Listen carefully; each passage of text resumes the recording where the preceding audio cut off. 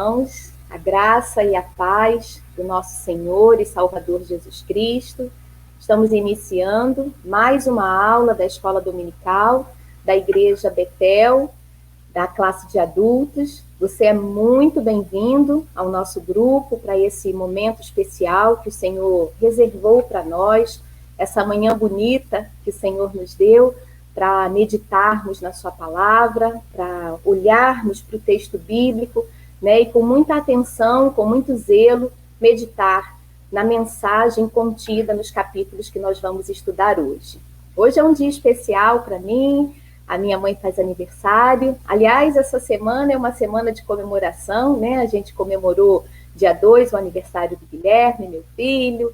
Ontem foi o aniversário do Luquinhas e hoje é o da mamãe, dia 7 é do Arthur.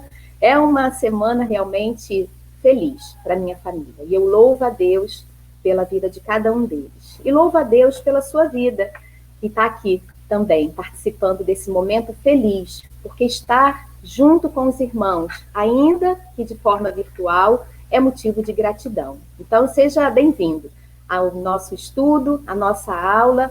Hoje a gente vai trabalhar a lição 16, né, o julgamento de Paulo.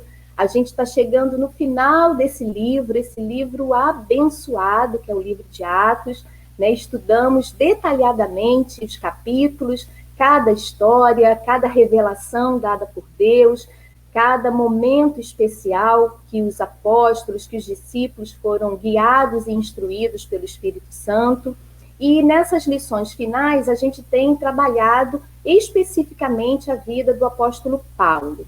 Na semana passada, a gente teve a Maristela, né, dando aula, e o momento em que Paulo é preso em Jerusalém e depois enviado para Cesareia, e lá acontece o que nós vamos estudar hoje, que é o seu julgamento.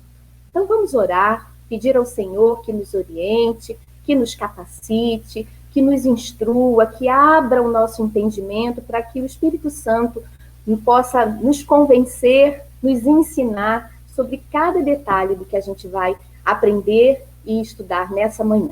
Vamos orar, queridos. Santo Deus, eterno Pai, nós louvamos e bendizemos o teu santo nome, porque reconhecemos que tu és o Deus da nossa vida. Obrigada, Senhor, por essa oportunidade. Obrigada por cada irmão, Senhor, que está dentro da sua casa, nesse momento, Senhor, disposto a ouvir e aprender, ó Deus, sobre a tua palavra. Que cada detalhe, Senhor, do que será trazido nessa manhã, nessa lição, possa entrar no nosso coração, na nossa mente e nos convencer, ó Deus, para que a nossa atitude seja uma atitude transformada e que seja, ó Deus, atitude para honrar e bendizer o teu nome. Abençoa as nossas vidas, me abençoe, ó Deus, na condução dessa lição. É a minha oração no nome santo de Jesus. Amém. Amém. Então vamos lá, queridos. Vamos iniciar a nossa aula. Pode passar, Chiquinho.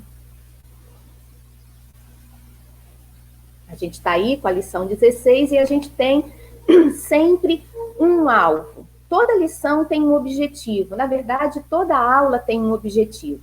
E os objetivos estabelecidos para a aula de hoje são os seguintes: perceber que precisamos, como cristãos, dar testemunho do nosso amor a Cristo, né? Isso é um pré-requisito para aqueles que foram alcançados pelo amor de Deus, o testemunho. E como a gente vai ver o testemunho de Paulo ao longo dessa lição, e ele precisa ser modelo para nós, né, nesse entendimento de como nós precisamos viver, a gente precisa se sentir desafiado a testemunhar de Cristo, mesmo que isso possa trazer sofrimento, e a gente sabe que o verdadeiro cristão, quando decide viver de fato nos caminhos e na instrução de Deus, ele vai enfrentar alguns desafios, muitas vezes dentro da sua casa, dentro do seu trabalho, né, dentro dos espaços sociais que ele convive, porque viver para Cristo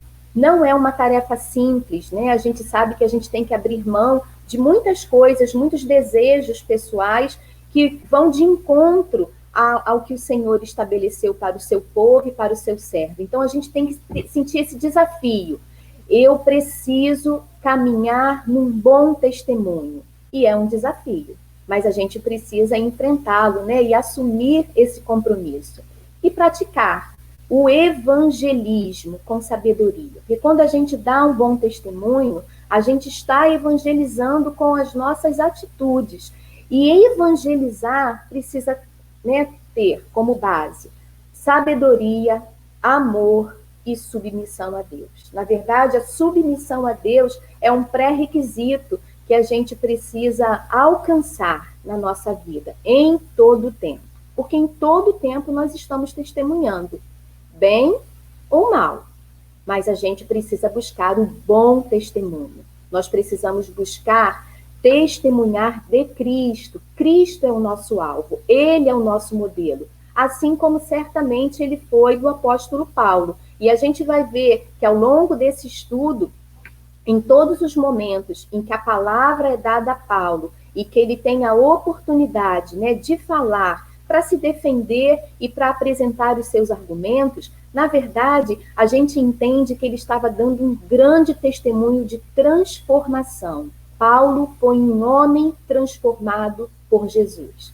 Que você também, assim como eu, que nós sejamos transformados todos os dias por essa graça e por esse amor do nosso Deus. Então, esses são os objetivos, né, que nós temos nesse encontro. O texto que serve de base, né, para toda a nossa lição, ele está nos capítulos 24, 25 e 26. A metodologia que a gente está usando nessas lições, ela é um pouquinho diferente da que a gente usou quando nós estudamos o livro de João. Porque no livro de João, a gente fez um estudo, né, versículo a versículo. Agora, como a gente tem, né, uma narrativa um pouco mais ampla e alguns detalhes que a gente tem como compactar, né, apresentando a vocês um resumo, a gente, na verdade, não está mais indo versículo a versículo, mas indo dentro do contexto que o texto que a gente está trabalhando nos oferece. Mas é importante que você esteja com a sua Bíblia aberta nesses capítulos, tá? Do 24 ao 26. É possível que você já tenha estudado a lição, aliás, isso é muito importante, porque a gente vai estar tratando aqui de assuntos que talvez tenham, né, durante o estudo, algum assunto tenha despertado a sua curiosidade ou a sua dúvida, e a gente pode estar sanando isso aqui ao longo da exposição da lição. Se você permanecer com alguma dúvida, a gente tem tido agora uma orientação nova, né? A gente abriu o grupo do WhatsApp para que os alunos coloquem ali as suas dúvidas e ao final da lição, o professor que tiver trabalhado pode fazer a exposição para o aluno e assim sanar a sua dúvida, tá? Então, se você não sabia dessa informação, a gente aproveita para reforçar para quem sabia e apresentar para aqueles que ainda não têm essa informação. Mas, André, eu não sou do grupo de WhatsApp. Então, faz contato com a Maristela, manda o seu telefone, né, o seu número para ela te inserir no grupo. Nós temos um grupo, né, da nossa classe, e ali você vai poder apresentar as suas dúvidas, fazer a sua inscrição nos dias em que a gente está na aula presencial. Enfim, é um espaço de comunicação, uma rede social usada, né, com sabedoria, para que a gente esteja em comunhão e tirando todas as nossas dúvidas e apresentando as diretrizes da classe, tá bom? Então, vamos ao nosso versículo-chave, né? Toda lição a gente tem um destaque de um versículo, e esse está em Atos 24, 16. Grifa lá na sua Bíblia esse versículo, ele é muito importante, porque Paulo diz assim, olha, por isso também me esforço para ter a consciência pura diante de Deus e dos homens. Paulo está chamando a nossa atenção aqui e apresentando para aquele auditório uma fala que diz que nós temos sim a nossa responsabilidade e a nossa parte no compromisso diante de Deus, diante dos homens, das nossas atitudes. É preciso ter esforço. Quando a gente olha para a palavra esforço, a gente entende que não é fácil. Quando a gente vai abrir uma lata, né, especialmente nós mulheres, quando a gente vai abrir uma lata de conserva, normalmente a gente não tem muita força para fazer. E a gente precisa fazer esforço. Esforço é o que nós precisamos fazer, é o que nós precisamos ter para que a nossa consciência esteja pura, nós estejamos tranquilos de que temos feito e vivido aquilo que o Senhor orienta e estabelece para nós, povo dele, servos dele. E a gente siga nesse caminho, né, agradando ao nosso Deus, entendendo que a sabedoria e a soberania do Senhor, mas existe a nossa parte, sim, nesse proceder e nesse viver. E aí a gente começa, né, então, a nossa lição, propriamente dita, no período do julgamento de Paulo, né? E a gente pode olhar para esse julgamento e cada detalhe dele, ela se cumpre, né, totalmente aquilo que Jesus, de forma, né, na sua extensão histórica e escatológica, ele diz aos seus discípulos, né, em conversa com os seus discípulos, quando Jesus está os instruindo sobre como seria, né, depois que ele voltasse. O próprio Jesus tinha sido perseguido, tinha sido açoitado, e ele fala assim para os seus discípulos, lá em Mateus 10, 17 e 18. Lê comigo, olha. E acautelai-vos dos homens, porque vos entregarão aos tribunais e vos açoitarão nas suas sinagogas. Por minha causa sereis levados à presença de governadores e de reis, para lhes servir de testemunho a eles e aos gentios. E isso acontece com Paulo, né, um apóstolo levantado posteriormente, né, à morte e à ressurreição de Jesus, chamado diretamente pelo próprio Senhor, e ele, como apóstolo de gentios, vive o cumprimento dessa palavra. Ele é açoitado, ele é levado aos tribunais, e a gente vai ver nesses 3 capítulos que ele é levado à presença de governadores e de reis. Mas ele dá bom testemunho, porque era isso que Jesus estava dizendo aqui nesse texto, que tudo o que aconteceria seria para lhes servir de testemunho. A quem? Aos judeus, porque quando ele fala das sinagogas, ele está se referindo aos judeus, que haveria um movimento entre os judeus de perseguição, e a gente já estudou isso ao longo desses dias, né, desses domingos, como foi intensa a perseguição dos judeus, e continua aqui na vida de Paulo, e aí Paulo também terá a oportunidade de dar testemunho não só a esses judeus, mas também aos governadores e reis, porque mais para frente, né, ele vai se apresentar ao imperador, e a gente vai estudar isso lá na última lição. E o que a gente precisa pensar sobre isso hoje, né, na aplicação para hoje, para a nossa vida hoje? Que não importa a dificuldade do caminho, da nossa trajetória, a que somos conduzidos, contando que suas trilhas nos levem ao sábio querer de Deus. Todas as coisas estão sob a autoridade do Senhor. Ele é soberano. E para muitas pessoas, inclusive alguns crentes, é muito difícil aceitar esse entendimento de que todas as coisas estão sob o controle e o domínio do Senhor. E que tudo, como diz a sua palavra, coopera para o bem daqueles que amam a Deus. E tudo na nossa vida, não importa a dificuldade que a gente está passando, ela precisa nos levar ao sábio querer de Deus. E aí a gente volta àquele versículo quando Paulo diz, né, que ele se esforça para ter a consciência pura, para que a gente alcance, né, de forma sábia o querer de Deus, né, e esse proceder que revela a glória de Deus nas nossas vidas e nas nossas ações. E nessa manhã você lembre disso, né? A sua vida tem esse motivo de existência: honrar, glorificar e exaltar o nosso Deus. Então a gente olha para esse cenário, né, onde Paulo está, onde ele é colocado, né, depois de preso, e ele está diante desses 2 blocos de poder, 2 blocos extremamente fortes. De um lado, Jerusalém, né, uma cidade que representava toda a simbologia, todo o poder religioso, e Roma, um império que dominava aquelas regiões e que também era uma representação do Estado de poder.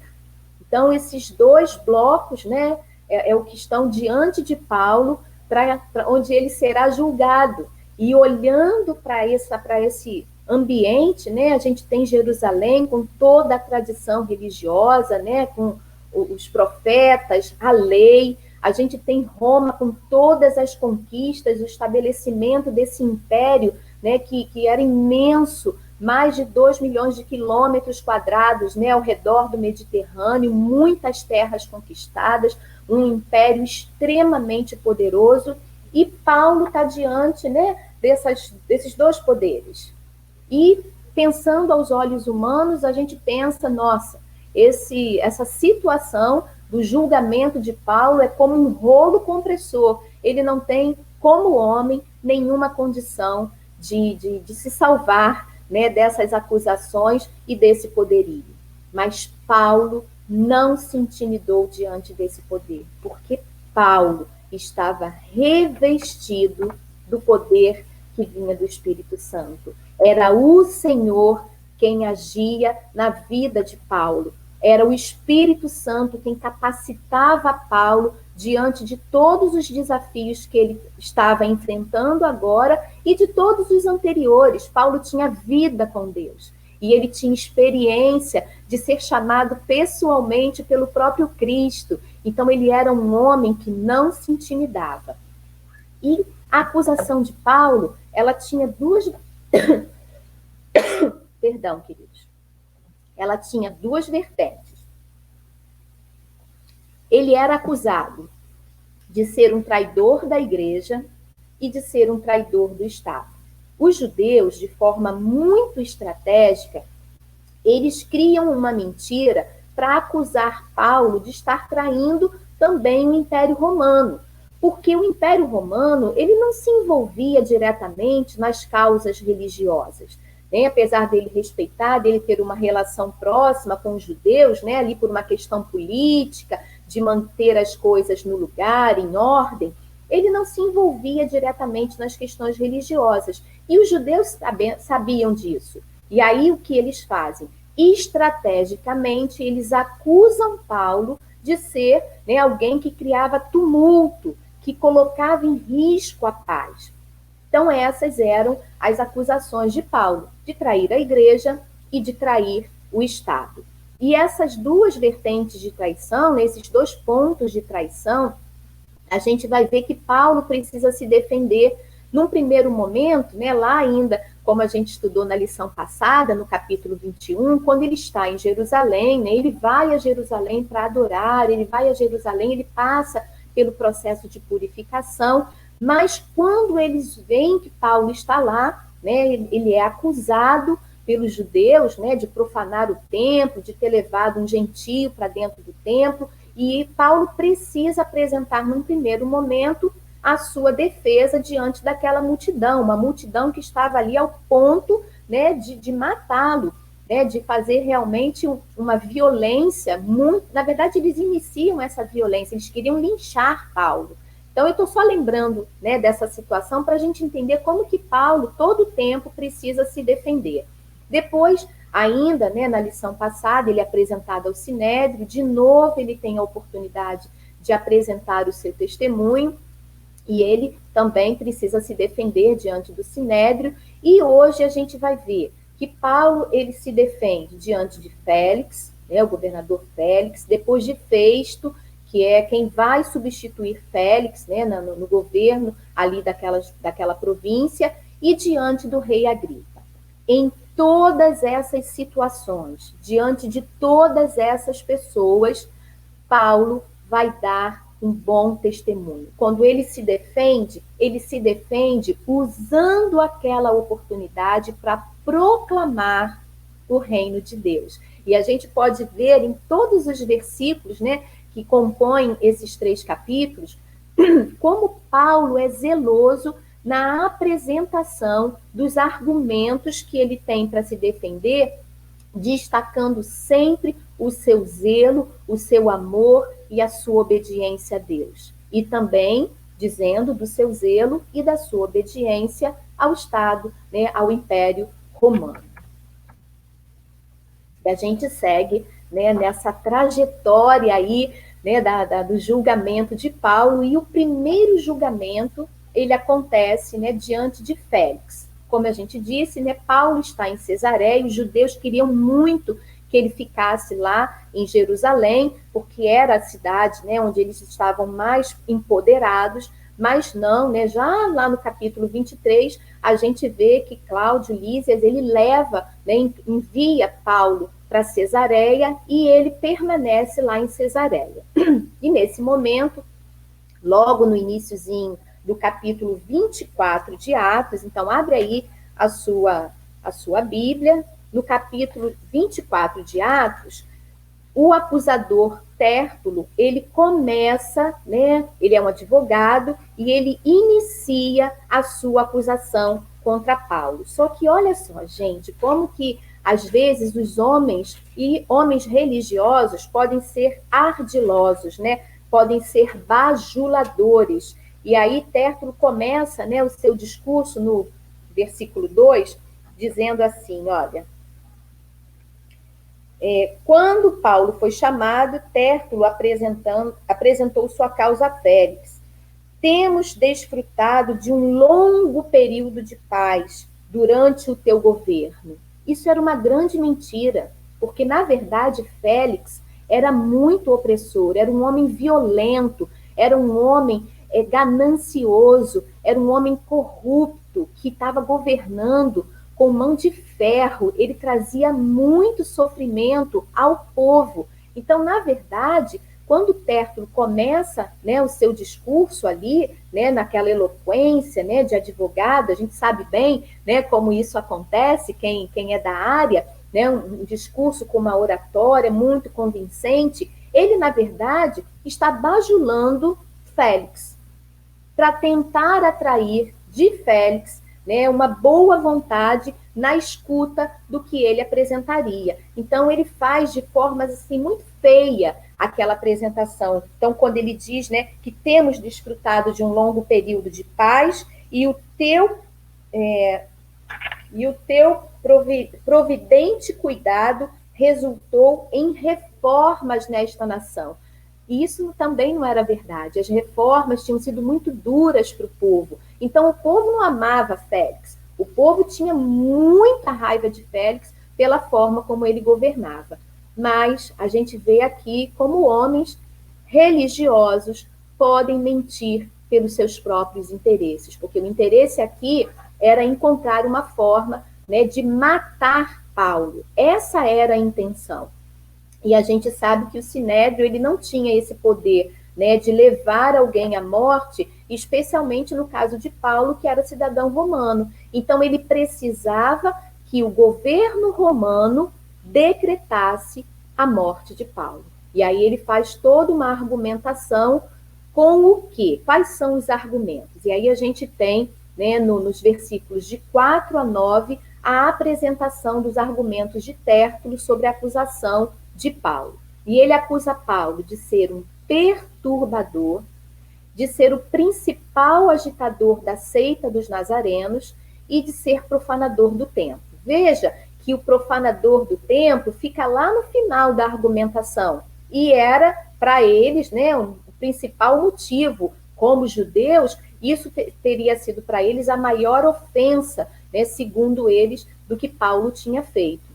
Quando o Tértulo coloca que Paulo era um perturbador, ele toca no ponto em que apresenta Paulo como um problema para o Império Romano. Por quê? Porque, como perturbador, ele estava mexendo com a harmonia e com a paz que havia nas cidades. Então, ele era um risco para aquela tranquilidade e o governo romano. Por isso, ele apresenta Paulo, né, como um perturbador. E aí ele não quer tomar muito tempo de Félix. Ele quer apresentar isso para que Félix logo entenda que Paulo é um problema. e entendendo como um problema, seja julgado, né, e seja julgado para a pena de morte.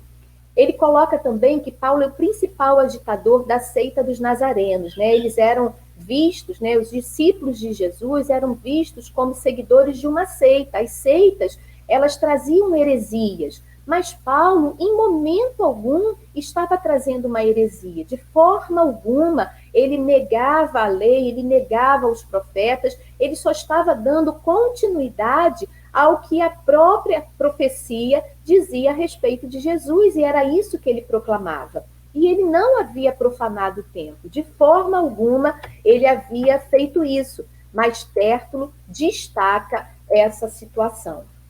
E essa é a defesa de Paulo, né? Paulo, diante de Félix, tem a oportunidade de se colocar, né? É dado a ele essa oportunidade de falar, e aí ele diz que de forma alguma ele era profano nem agitador. Isso está lá no 11 e no 12. Paulo diz assim no 11, 24, 11.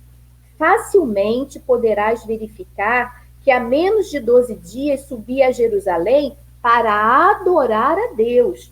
Meus acusadores não me encontraram discutindo com ninguém no templo, nem incitando uma multidão nas sinagogas ou em qualquer outro lugar. Nem tampouco podem provar-te as acusações que agora estão levantando contra mim. É a primeira palavra de Paulo. Ele diz que ele foi adorar a Deus, que de forma alguma ele estava profanando o templo, gerando tumulto naquele espaço. E ele tinha testemunhas sobre isso. As pessoas viram Paulo lá dentro e ele diz que o Tértulo não tem como provar que ele era um agitador, que ele era um perturbador da ordem pública e que ele era um risco para os romanos. E aí Paulo segue, né, na sua defesa, e ele diz que ele professava sua fé servindo a Deus. E a gente vai ver nesse texto que segue. Pode passar, Chiquinho.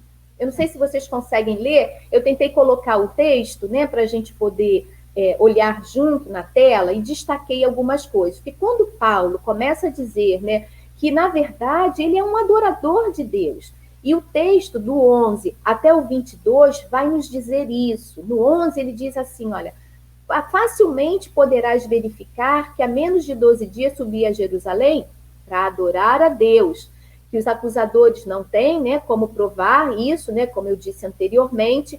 E aí no 14 ele diz assim, olha, eu adoro ao Deus dos nossos antepassados. Paulo publicamente faz a sua, né, confissão de fé. Ele adora o Deus dos antepassados. Quem eram os antepassados? Né, os profetas, os pais, né, do povo. Ele continuava respeitando toda essa tradição. Mas ele diz que, como seguidor do caminho, né, e aí só lembrando de novo, né, porque alguns alunos ficaram em dúvida, o que é isso, esse nome caminho? E esse era um nome usado, né, para os seguidores de Jesus, porque Jesus ensinava no caminho, né, ao longo das suas caminhadas, Jesus ia ensinando as multidões, parava, né, apresentava os textos, os ensinos bíblicos que ele queria trazer, e era no caminho. Então, esse grupo que continuou seguindo Jesus, também conhecido como nazarenos, eles tinham, né, essa identificação. E Paulo afirma isso, que como seguidor do caminho, a que chamam seita, creio em tudo a que concorda a lei. Então, ele reforça que ele concorda com a lei e também com o que está escrito nos profetas. E tenho em Deus a mesma esperança desses homens, de que haverá ressurreição tanto de justos como de injustos. E aí Paulo era fariseu. Os fariseus, eles acreditavam na ressurreição. Daí a indignação de Paulo, porque os fariseus também acreditavam na ressurreição. E o que Paulo estava dizendo é que sim, que haveria ressurreição, né, de todos, os justos e injustos, e que Cristo tinha sido o primeiro que havia ressuscitado, e que, como Cristo, todos aqueles que seguissem a Jesus também seriam ressuscitados um dia no momento do juízo final. Então, Paulo apresenta a sua defesa baseando-se na sua própria fé, não negando o que os judeus acreditavam, muito pelo contrário, reafirmando tudo que eles criam, só dizendo que ele estava dando continuidade, e ele cria que as profecias escritas pelos profetas, essa profecia sobre o Cristo já havia se cumprido, e que agora precisavam que os homens continuassem a seguir esse Cristo. E aí eu destaquei o 19, porque olha o que Paulo fala. Mas há alguns judeus da província da Ásia que deveriam estar aqui diante de ti, né, diante de Félix, e apresentar acusações, se é que tem algo contra mim. Por que Paulo diz isso? Porque havia um protocolo de julgamento em que era obrigatória a presença dos acusadores.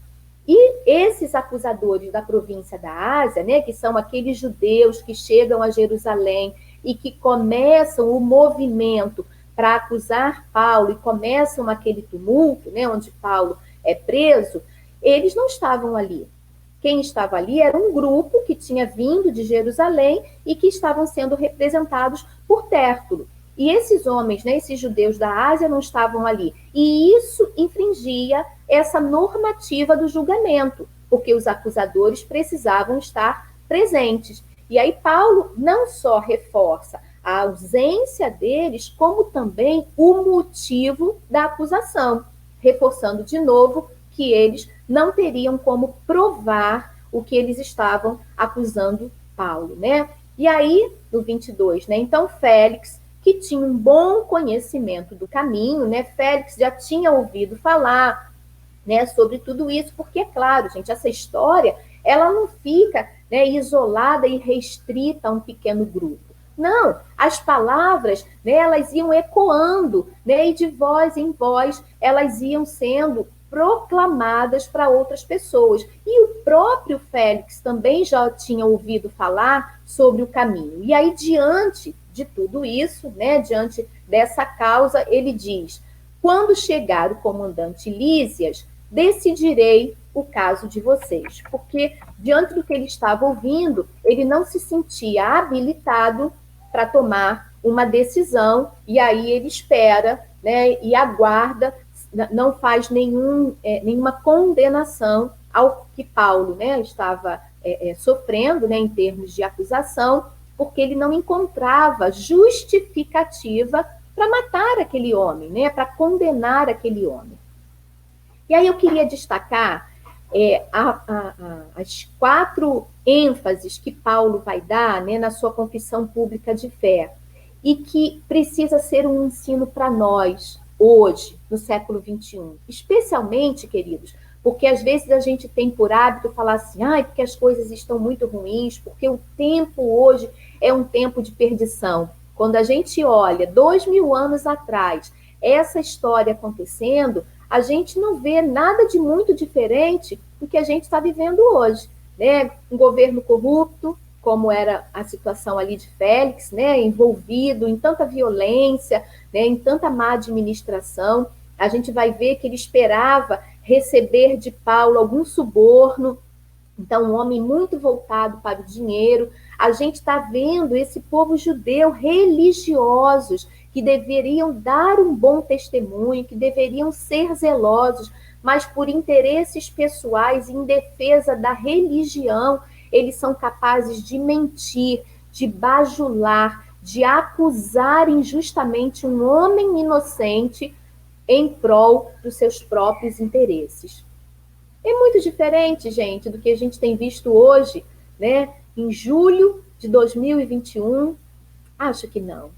Infelizmente, desde que o pecado, né, se estabeleceu nesse mundo, o coração dos homens é um coração corrompido. Por isso precisam do amor de Deus, por isso precisam da graça de Deus para terem as suas vidas transformadas pela ação do Espírito Santo. E a nossa boca precisa proclamar o que Paulo proclamou. No seu exemplo, olhar a história de Paulo é ter em todas as circunstâncias e situações, né, que envolveram a história de Paulo como uma referência, para a nossa vida. A gente precisa pensar nas nossas ações e lembrar essas questões pontuadas por Paulo. Quem nós servimos? Paulo dizia e declarou, né, publicamente que ele servia a Deus dos nossos pais, né? Pai Abraão, Isaac, Jacó, né? E todo aquele povo, toda aquela construção da herança dada por Deus a um povo escolhido, um povo que tem, né, a sua adoção, né, porque a gente vê na história, né, o povo, né, judeu sendo escolhido ali por Deus, né, Israel, o Israel de Deus, e com Cristo a confirmação de que outras pessoas, né, de que nós seríamos enxertados à videira.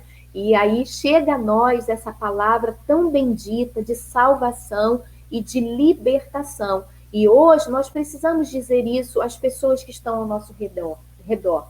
Eu sirvo a Deus, eu sirvo a Cristo, sem medo, porque Paulo, ele estava ali, ele sabia, né, o risco que ele corria, risco de morte, mas em obediência a Deus, ele se manteve firme e convicto no seu propósito de declarar quem ele era e o que ele estava fazendo na adoração e no serviço a Deus. Assim também precisa ser a nossa vida.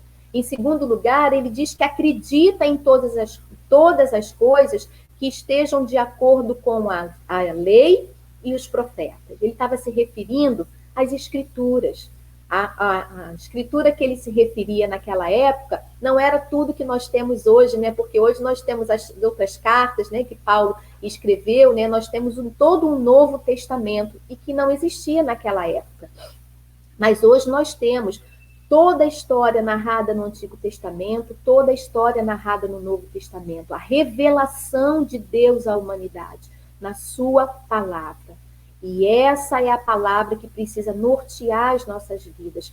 Essa é a verdade que precisa estar presente na nossa mente e no nosso coração, para que, através do estudo e da aprendizagem que vem dela, o nosso esforço resulte em glória para Deus. O nosso esforço resulte em comportamento e atitudes adequadas à revelação de Deus através da Bíblia. A Bíblia é a nossa fonte de instrução, de vida com Deus. E isso Paulo também declara. E aí ele diz, né, tenho esperança em Deus, como também estes o têm. O povo judeu tinha a esperança da vinda de Cristo. E Paulo também tinha essa esperança. Só que ele cria que essa esperança já tinha sido cumprida em Cristo, porque a promessa tinha sido cumprida em Jesus. Hoje nós também vivemos uma esperança. A esperança de que em momento algum o Senhor nos abandona. A esperança de que o Senhor está conosco em toda e qualquer situação. Seja uma situação boa, seja uma situação ruim. Eu não sei, né, exatamente o que você está vivendo hoje, nesse dia, qual é o seu desafio, mas tenha essa certeza, tenha essa esperança. Deus é Deus presente, que não abandona o seu povo. Ele se revela a nós a todo instante. Ele está nos dando a oportunidade hoje de sermos lembrados disso através dessa aula. E Paulo tinha também essa certeza, ele tinha essa esperança. E nós temos também a esperança do novo céu e da nova terra. Nós temos a esperança de que Jesus voltará para buscar a sua igreja. É isso que precisa aquecer o nosso coração todos os dias, né? O homem que espera a sua alegria nessa vida, a Bíblia vai dizer pobre e miserável ele é. Mas nós não somos pobres e miseráveis, porque nós somos os filhos de Deus, servos do Deus Altíssimo, que podemos ter e professar e proclamar essa esperança de que haverá um novo lugar onde viveremos sem choro, sem dor, sem doença, sem preocupações, sem dificuldades relacionais, porque haverá plena alegria nesse novo céu e nessa nova terra. Essa é a nossa esperança. Isso nós precisamos proclamar. E, por fim, Paulo diz, né, no seu discurso, na sua confissão pública, me esforço por ter sempre a consciência limpa. Viver o caminho do Senhor é um caminho que se constrói dia a dia. Ouvi dos jovens esses dias, né, eles falando que a vida cristã é uma escada, que a gente precisa subir cada degrau. E é verdade que às vezes a gente tem um ioiô na mão, né, que às vezes a gente tem os nossos altos e baixos. Mas ainda que a gente tenha esses momentos de altos e baixos, nós não podemos perder o foco e viver nessa esperança, desse caminho que nos conduz ao Senhor. O caminho, como era conhecido, né, aquele grupo, ele tinha uma continuidade direta com o Antigo Testamento, pois as Escrituras testemunhavam de Cristo Jesus como aquele em que seriam cumpridas as promessas de Deus. As promessas de Deus se cumpriram em Cristo. Ele é o nosso Salvador. Ele é o nosso Redentor. Foi através do sofrimento, a morte e a ressurreição de Jesus que hoje nós podemos ter essa viva, né, esperança, essa alegria que enche o nosso coração. Que seja, né, dessa forma a sua vida, que toda a sua esperança esteja concentrada nesse Deus Altíssimo, nesse Deus maravilhoso, assim como a esperança de Paulo estava concentrada nele. E aí, ainda nesse julgamento, a gente vê Félix como um juiz passivo e egoísta, né? Um homem que não consegue assumir uma atitude, né, de libertação de Paulo, porque, na verdade, ele se vê diante de um dilema.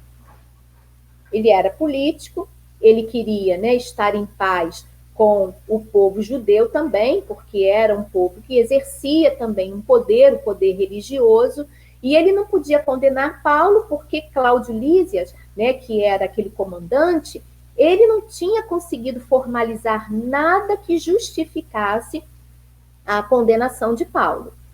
Mas, ao mesmo tempo, né, ele tinha uma relação que, como soltar Paulo e criar, né, uma dificuldade com o povo judeu, além de estar ali esperando, né, que Paulo, de alguma forma, né, pudesse oferecer a ele algum dinheiro para que ele fosse solto. Né? Que homem egoísta, né, desejoso de dinheiro. Diante de um homem inocente, ele esperava que aquele homem inocente, ainda assim, ele apresentasse, né, para ele algum suborno. Né? No versículo 26, a gente vai ler, né, de forma muito clara isso, né? Diz assim o texto, olha, ao mesmo tempo, Félix esperava que Paulo lhe oferecesse algum dinheiro, pelo que mandava buscá-lo frequentemente e conversava com ele. Quer dizer, Félix queria conversar com Paulo, porque de alguma forma, né, Paulo, na sua sabedoria, devia trazer os ensinamentos para Félix, e Félix gostava, né, de ouvir Paulo, mas também ele é muito confrontado, porque Paulo, quando conversa, né, e se apresenta a Félix, né, nos seus, no dia a dia, né, quando era visitado, Paulo vai falar do juízo de Deus. E isso incomoda muito Félix, porque Félix era um homem mau, né, e aquela palavra confrontava o pecado dele. Não? Então, Paulo, né, fica preso, né, durante 2 anos ali.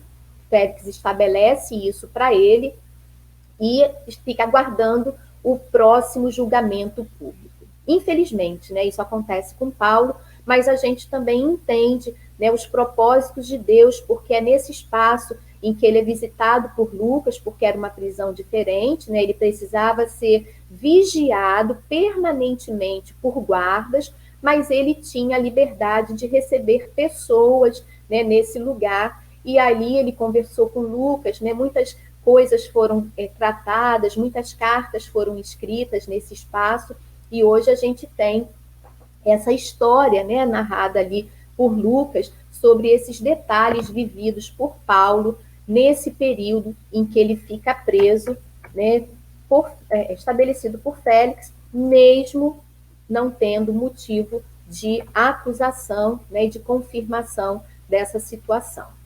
E aí Félix é substituído por Festo.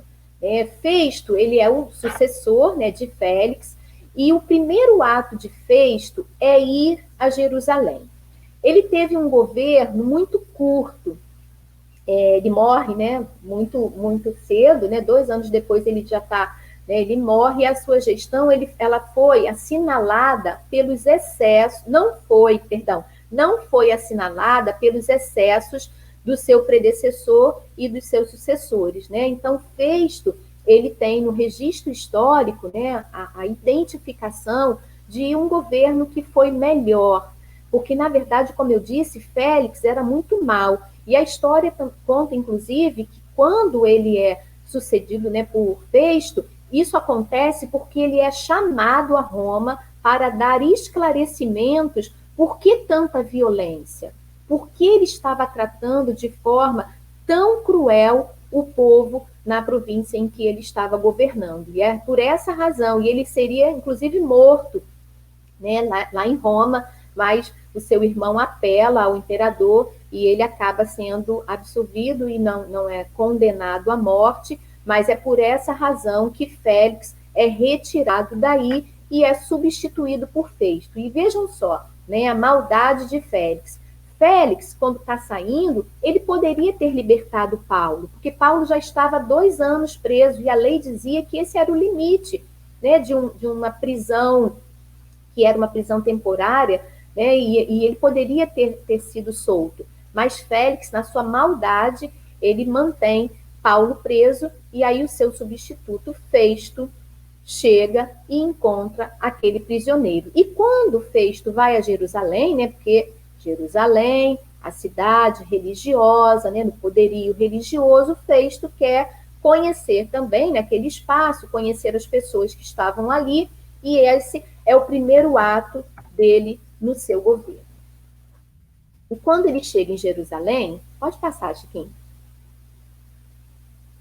Quando ele chega em Jerusalém, imediatamente os judeus vão até eles. E sabe aquela coisa ficcionada, né? Aquela obsessão. A obsessão dos judeus era matar Paulo. Paulo era um incômodo para os judeus.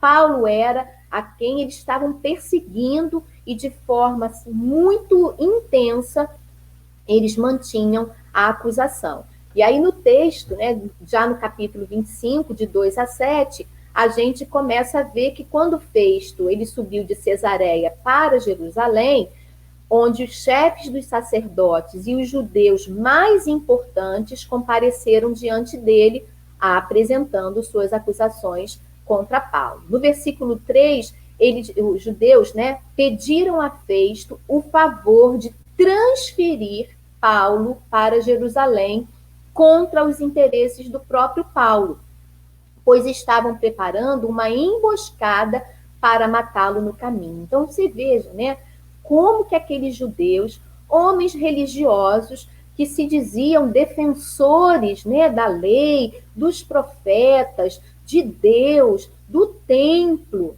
olha o que eles estavam tramando. Eles estavam tramando uma emboscada para matar Paulo.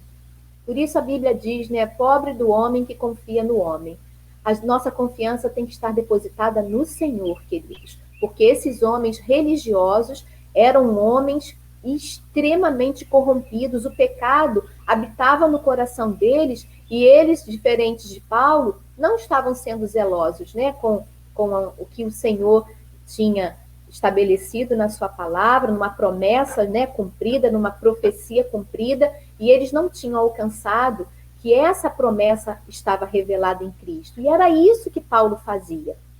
Ele apresentava esse Cristo, mas esse grupo judeu não admitia o que Paulo fazia e queria, de qualquer forma, matá-lo. E aí, Festo responde que Paulo está preso em Cesareia e eu mesmo vou para lá em breve. E aí ele faz um convite àqueles judeus, né? Desçam comigo, com os líderes, e apresentem ali as acusações que vocês têm contra aquele homem, se realmente ele fez algo de errado, porque, claro, Festo já devia ter ouvido, né, o relato sobre as acusações de Paulo, e ele sabia que não havia nos autos nada que tenha sido comprovado em relação às acusações que Paulo estava sofrendo. E aí ele passa de 8 a 10 dias ali naquele lugar, volta para Cesareia e convoca, então, um tribunal e ordena que Paulo seja trazido diante dele. Então, a gente começa aí um novo julgamento de Paulo agora diante de Festo. E aí Paulo aparece, né? E os judeus que tinham chegado de Jerusalém, diz ali no versículo 7, quando eles veem Paulo, eles se aglomeram ao seu redor, fazendo contra ele muitas e graves acusações que não podiam provar. Lucas, ele não vai dar detalhes sobre essas acusações, né? Ele só diz no texto que eram graves e injustas acusações. E aí, para aplicação, né, queridos, hoje, como é que a gente pode pensar, né, vendo a situação de Paulo ali, mais uma vez sendo acusado injustamente, e a gente pensa, né, se sofremos por causa de Cristo, não devemos ficar amedrontados, mas confiar naquele que tudo sofreu por nós. O próprio Cristo foi acusado injustamente, também passou por um julgamento completamente cruel, injusto, sem nenhuma comprovação, né, das acusações que o Cristo estava sofrendo, mas ele, em obediência ao Senhor, é levado à morte, né, e morte de cruz. E aí nós podemos confiar nele, pois ele tudo sofreu. E aí a gente tem o texto de 1 Pedro 3, que diz assim, abre lá, 1 Pedro 3, de 13 a 17. Quem há de maltratá-los, se vocês forem zelosos na prática do bem? Todavia, mesmo que venham a sofrer, porque praticam a justiça, vocês serão felizes. Não temam aquilo que eles temem, não fiquem amedrontados. Antes, santifiquem Cristo como Senhor no coração. Estejam sempre preparados para responder a qualquer que lhes pedir a razão da esperança que há em vocês. É assim que a gente precisa viver, pronto para dizer por que a gente está feliz, por que a gente tem paz, mesmo em meio à tribulação, mesmo em meio a uma perseguição.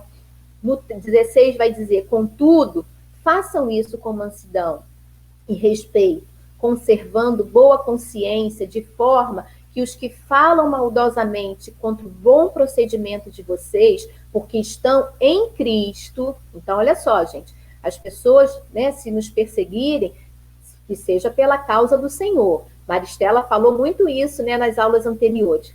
Não é porque a gente dá um mau testemunho e aí por isso a gente está sendo perseguido e a gente vai falar, estão me perseguindo. Não, pela causa do Senhor. Essa perseguição ela é legítima. E aí, continuando, porque estão em Cristo, fiquem envergonhados em suas calúnias. É melhor sofrer por fazer o bem, se for a vontade de Deus, do que por fazer o mal.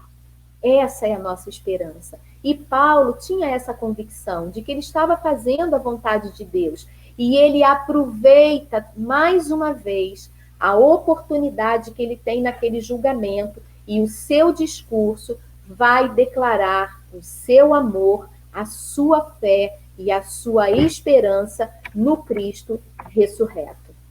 Mesmo sendo, mais uma vez, né, acusado injustamente.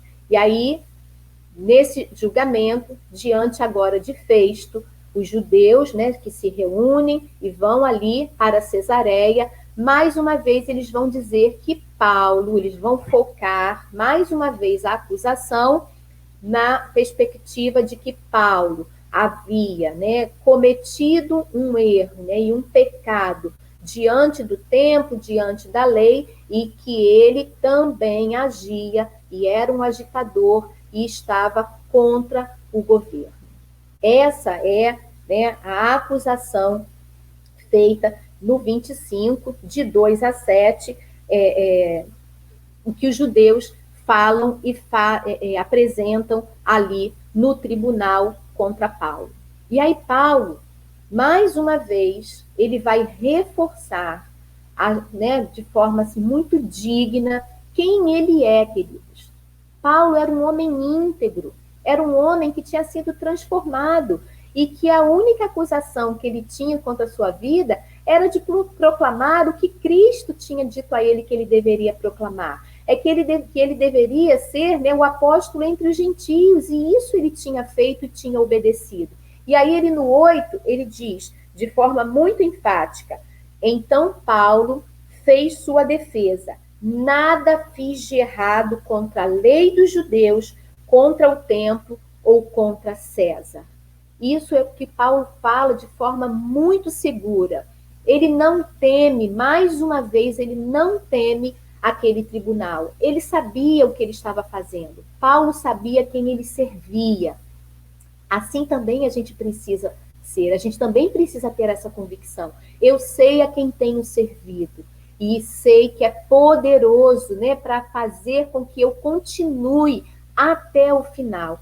Paulo também tinha essa convicção. E aí ele apresenta isso, né, àqueles judeus e diz, olha, eu não tenho nada, não fiz nada de errado. E aí o Festo pensa, bom, esse homem, de fato, não cometeu nenhum erro. Ele é visitado nesse momento aí pelo rei Agripa.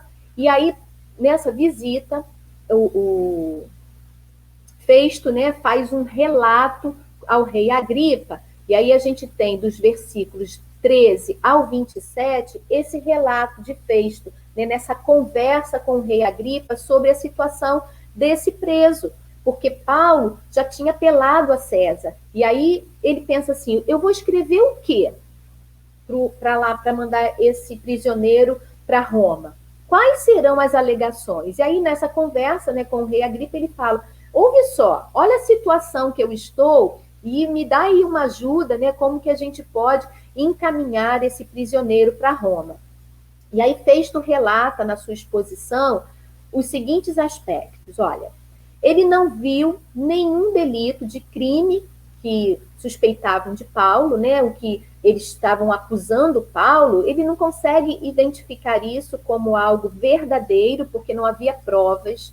Mas, ao mesmo tempo, o Festo, ele ignorava a religião dos judeus. Ignorava, mas também não queria criar uma situação política, porque apesar, né, de ser um governador melhor do que havia sido Félix, ele também não queria criar uma situação entre o povo judeu, porque ele sabia que o povo judeu poderia liderar uma rebelião, e isso afetaria a paz, né, a tão conhecida paz romana, que tinha estabelecido a junção de alguns povos, né, que vivia sob o seu domínio. Então, ao mesmo tempo que Festo ignorava a religião dos judeus, ele também tinha essa preocupação.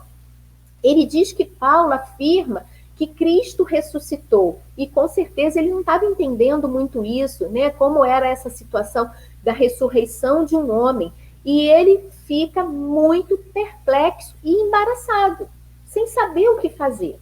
Né? Ele estava realmente diante de uma situação que, burocraticamente, ele não sabia como encaminhar. Escrever o quê? Escrever o que se tem convicção é simples, mas quando você tem que escrever algo que você não está convicto, né, isso gera um grande embaraço e uma grande perplexidade e dificuldade no fazer. Não que ele não tivesse competência para encaminhar, né, a transferência de um prisioneiro, mas ele não sabia nem o que argumentar nessa transferência do prisioneiro para Roma. Então, por isso, ele conversa com o rei Agripa. E a gente, né, vê, né, esse rei Agripa, ele fala assim, fiquei curioso, eu quero conhecer esse homem, quero conhecer esse Paulo.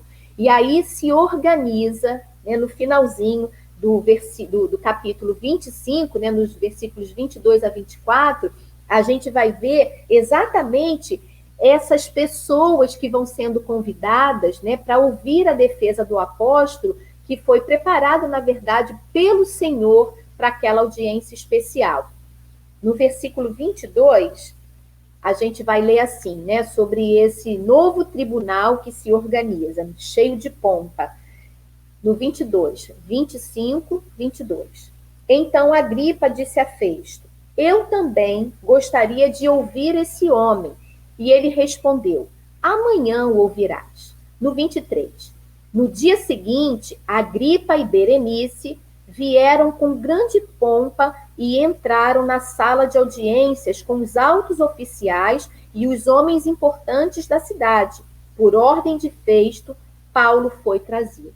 Então a gente vê que não era um tribunal qualquer, era realmente, né, uma corte ali reunida com homens importantes, né, do alto escalão da cidade, estavam ali para ouvir Paulo. E aí eu destaquei, né, dois versículos registrados lá em Atos 9, quando Paulo, né, é chamado pelo Senhor e ele é visitado por Ananias, né, que chega até Paulo, né, quando Paulo ainda está cego. A gente estudou isso bem lá atrás, né, em outras lições, e o texto diz assim, olha, mas o Senhor disse a Ananias. Então o próprio Deus fala a Ananias, o profeta, que deveria, né, ir a Paulo e dar essa informação para Paulo.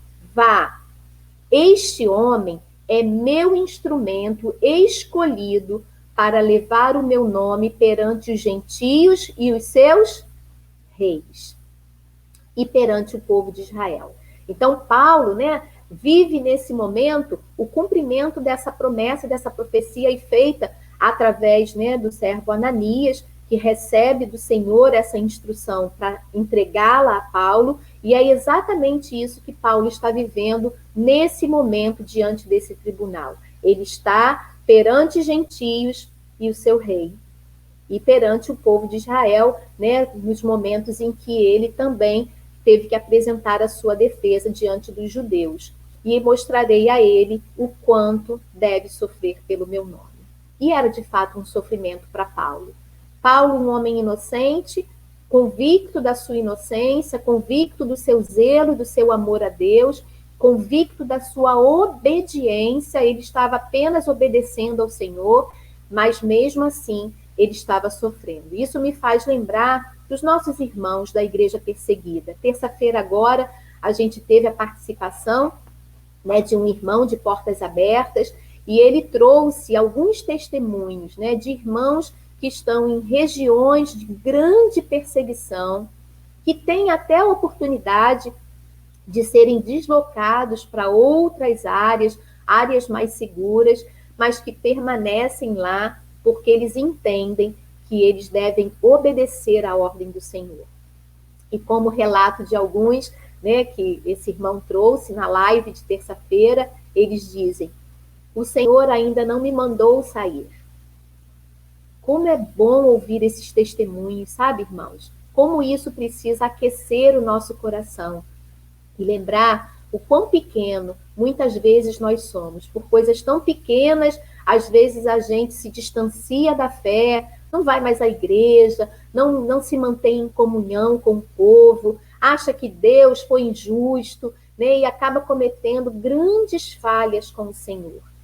E a gente vê a igreja perseguida, firme num propósito de servir e de proclamar o nome de Jesus. Assim como Paulo, mesmo diante daquele tribunal cheio de pompa, né? Paulo era um homem franzino, a tradição vai dizer que ele era calvo, né? Não era um homem cheio de formosura, né? Comparado a toda a formosura que estava se apresentando ali, do rei, da rainha, né? Coitado de Paulo, né? Um homem preso, um prisioneiro, simples ali diante deles, talvez visto por eles como qualquer pessoa, como ninguém, mas visto por Deus como instrumento do Senhor. Boa coisa é sermos vistos como instrumento escolhido pelo Senhor. Gente, que privilégio! Nós temos esse privilégio de sermos escolhidos pelo Senhor. Que a gente se mantenha firme no propósito, queridos. Não deixa o dia a dia enfraquecer a sua fé. Não deixe os desafios que se apresentam diante de você enfraquecerem a sua fé. Que como Paulo, que como Cristo, que se mantiveram fiéis e obedientes, assim também sejamos nós, né, no nosso caminhar diante de Deus. proclamando a sua glória e a sua verdade. Pode passar, Chiquinho. E aí Paulo está diante de Agripa. Então, só para a gente entender, gente, quem era esse Agripa, porque não deve ter sido fácil para Paulo estar diante daquele homem, né? Deve ter sido um momento bem dramático, porque esse Agripa era da família de Herodes, uma família mundana, ambiciosa, moralmente corrupta. Olha o histórico, só para a gente relembrar.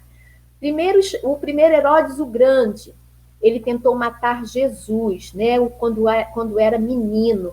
Ele fez um extermínio de crianças, na tentativa de matar Jesus e evitar que o rei, que o Cristo crescesse. Ele matou milhares de crianças. Esse era o Herodes o Grande. Depois vem Antipas, né, que era filho de Herodes. E quem foi Antipas? Antipas foi aquele que mandou decapitar João Batista. Depois, o Agripa I, que era pai desse Agripa, que estava diante do Paulo, que era neto, né, de Herodes, ele assassinou Tiago, filho de Zebedeu, com a espada. Era uma família de assassinos. Era uma família onde o sangue de inocentes estava manchando as suas mãos. Esse era o homem que estava diante de Paulo. E certamente Paulo o conhecia e trouxe, né, na sua memória toda a lembrança desse histórico triste vivido por essa família, a família de Herodes. Mas isso não intimida Paulo. E ele sabe que mesmo com o poder de morte que havia na vida de Agripa, Paulo continuaria fazendo aquilo que Deus mandou. Ele não teme estar diante de Agripa, pois ele estava confiante e encorajado. E esse encorajamento vinha pelo Espírito Santo. E o encorajamento para as nossas vidas, queridos, para continuarmos proclamando as boas novas do Senhor, elas vêm do Espírito Santo, como o próprio Jesus ensinou aos discípulos, e está registrado lá em Lucas 12, 11, 12, dizendo assim, olha, quando vocês forem levados às sinagogas e diante dos governadores e das autoridades, não se preocupem com a forma pela qual se defenderão, ou com o que dirão, pois naquela hora o Espírito Santo lhes ensinará o que devem dizer. Paulo sabia que o Espírito Santo o guiava e ele seria instruído, capacitado, habilitado, porque, irmãos, a obra é de Deus, o reino é de Deus, nós somos os instrumentos, precisamos nos colocar à disposição do Senhor e é Ele quem nos capacita. Nós precisamos nos manter fiéis, obedientes a esse Deus misericordioso e maravilhoso, que mesmo nos colocando em situações difíceis, essas situações existem na nossa vida para que a obra e a vontade dele seja cumprida. Foi através dessa prisão injusta, que Paulo pôde declarar publicamente a sua fé e apresentar a todas essas pessoas que a gente foi vendo, né, nessa narrativa ao longo desses capítulos, a todas essas pessoas que não conheciam o verdadeiro Deus, a promessa revelada em seu Filho, Paulo fez isso. Então a gente precisa olhar para as circunstâncias e não perguntar por quê, mas para quê. E para nós está muito claro para que Paulo foi colocado nessas circunstâncias e nessa situação, para que o nome do Senhor fosse proclamado a todos, a governadores e a reis, porque o poder da morte não está na mão das autoridades. Nossa vida está nas mãos do Senhor. Ele tem o poder. Todo o poder está em suas mãos. Nós não seremos arrebatados de sua mão, porque nós fomos escolhidos pelo Senhor. Essa esperança tem que arder no nosso coração, como certamente ardia no coração de Paulo, porque é o Espírito Santo que nos dá esse ardor, é o Espírito Santo que nos dá esse fervor e essa ousadia. Paulo foi um homem ousado, que não se curvou aquelas pessoas, não se curvou àquelas acusações e não perdeu a oportunidade de declarar a sua fé.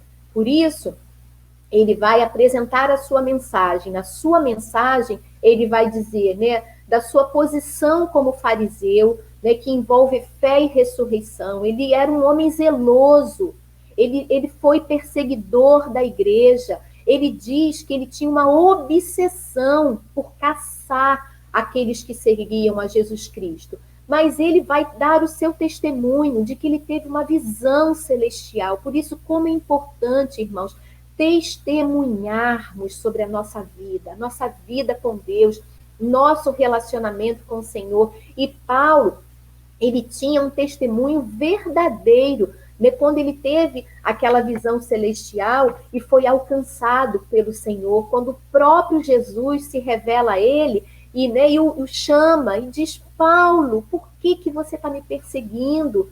Por quê? E Paulo pergunta: quem tu és? E ele fala: eu sou Jesus a quem persegues.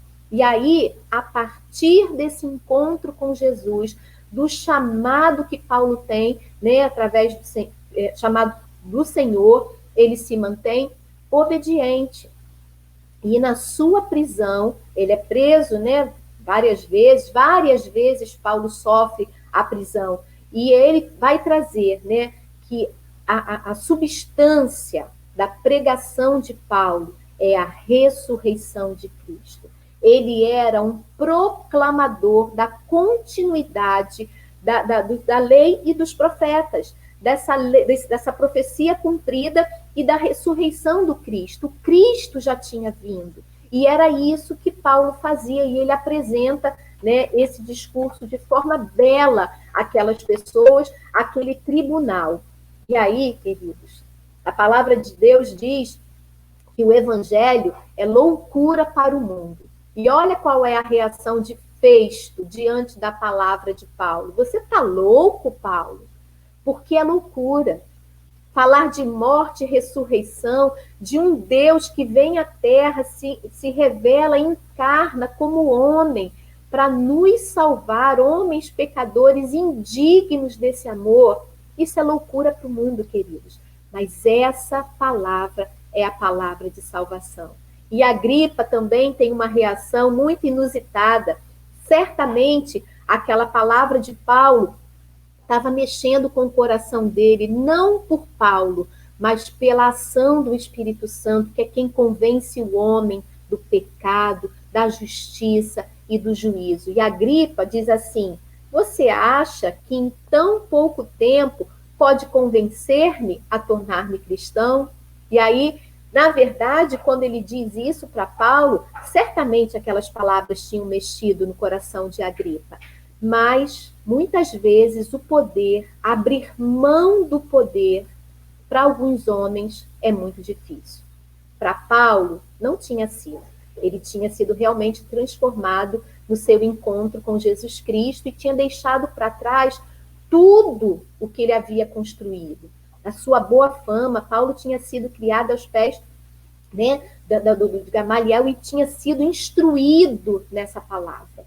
E ele deixa para trás toda essa pompa, toda essa honra como um judeu que era realmente reconhecido entre o povo para servir a Jesus. E que grande testemunho, né? Paulo deixa para nós, né, quando ele traz esse relato. E para a nossa aplicação de hoje, quantos hoje poderiam ser crentes depois de serem confrontados com a palavra?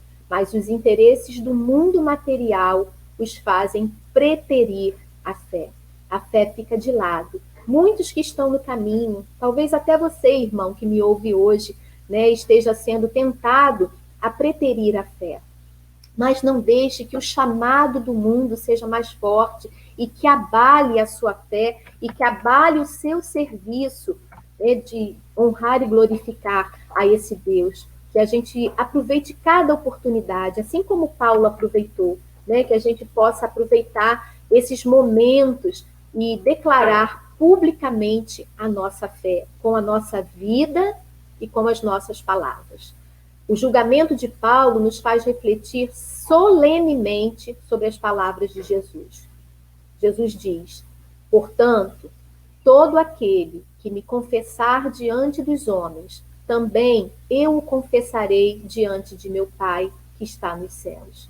É assim que a gente precisa viver, queridos, confessando diante dos homens quem nós somos. Por isso precisamos ser tão cuidadosos e nos esforçar com o nosso comportamento e com a nossa conduta, porque diante dos homens nós confessamos Jesus Cristo.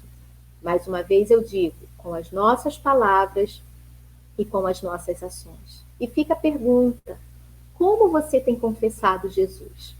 Como você tem aproveitado as oportunidades que tem dentro da sua casa, dentro do seu trabalho e em qualquer outro espaço social que você esteja, dentro da igreja? Como tem sido, né, o seu confessar Jesus?